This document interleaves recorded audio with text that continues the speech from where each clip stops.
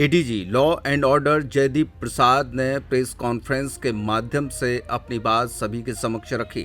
उन्होंने कहा कि आज सुखद दिन है। भारतीय न्याय संहिता, भारतीय नागरिक सुरक्षा संहिता और भारतीय साक्ष्य अधिनियम लागू हो चुका है। पुलिस मुख्यालय में मीडिया से चर्चा करते हुए एडीजी प्रसाद ने बताया कि कानून के बारे में जानने के लिए 31,000 आईओ को प्रशिक्षण दिया गया है। नए कानूनों के क्रियान्वयन में मध्य प्रदेश देश के अग्रणी राज्यों में रहेगा। नागरिकों को जागरूक करने प्रदेश भर के थानों में अनूठे कार्यक्रम किए जा रहे हैं। अंग्रेजों के जमाने से कानून के बाद अब न्याय संहिता लागू हुई है, जिसमें इलेक्ट्रॉनिक एविडेंस को शामिल किया गया है। महिला बच्चों के लिए अलग से कानून में प्रावधान है। कुछ आईओ को टैबलेट उपलब्ध करा दिए गए हैं और कुछ को कराए जा रहे हैं। उन्होंने कहा कि पुलिस पूरी तरीके से तैयार है।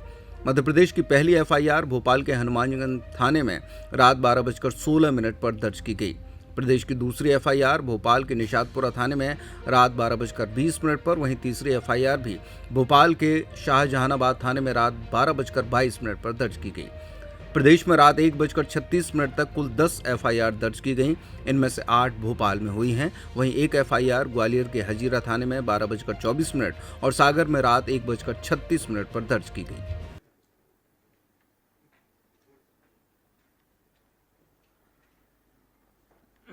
नमस्कार। आज 1 जुलाई बहुत ही ऐतिहासिक दिन है, जिसमें कि हम भारतीय न्याय संहिता, भारतीय नागरिक सुरक्षा संहिता और भारतीय साक्ष्य अधिनियम, ये तीनों नए कानून व्यवस्था को हमने लागू कर दिया है मध्य प्रदेश में। और 12 बजने के बाद से ही, रात में 12 बजने के बाद से ही ये कानून यहाँ पर लागू हो गया है। 12:16 में पहला एफआईआर बीएनएस के तहत थाना हनुमानगंज भोपाल में कायम किया गया। 296 बीएनएस धारा के तहत ये अपराध पंजीबद्ध किया गया और आप देखेंगे कि लगातार इसमें कायमियाँ हुई हैं। ये दर्शाता है कि हमारी पुलिस पहले से तैयार थी और 10 से 12 एफआईआर तो भोपाल पुलिस ने ही किया और पूरे मध्य प्रदेश में बीएनएस धारा के तहत, नई धाराओं के तहत कार्रवाइयाँ हुई हैं।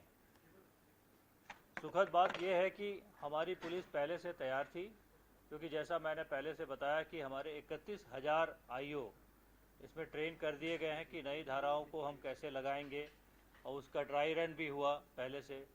302 मास्टर ट्रेनर्स तैयार किए गए थे और 60,000 अधिकारी कर्मचारियों को हमने पूरी तरह से प्रशिक्षित कर रखा था, जिसमें कि डिजिटल माध्यम को कैसे हम यूज़ करेंगे, इसकी काफ़ी बृहद ट्रेनिंग की गई।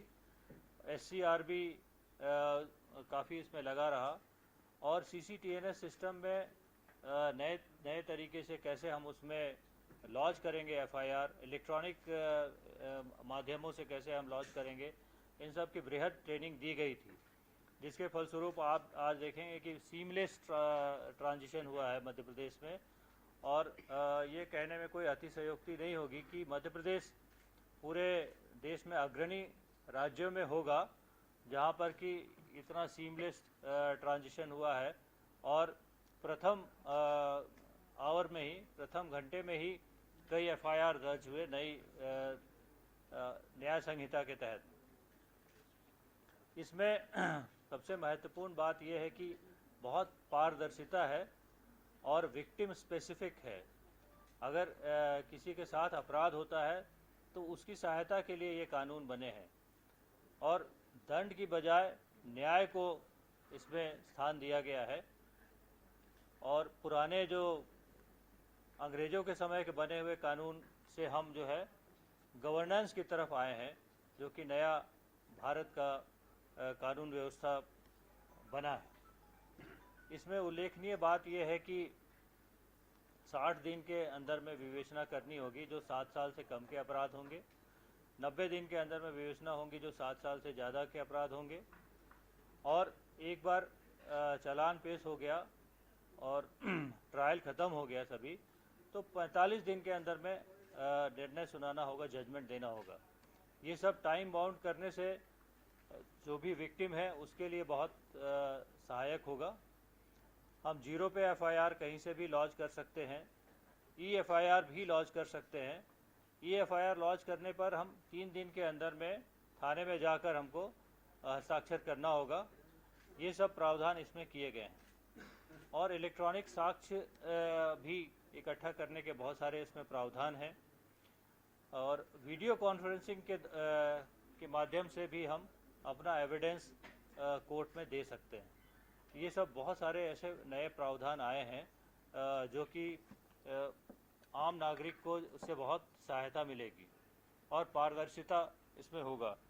कुछ नए कानूनों के बारे में मैं अगर बताना चाहूँगा, इसमें जो नए कुछ इम्पॉर्टेंट चैप्टर्स जो ऐड हुए हैं।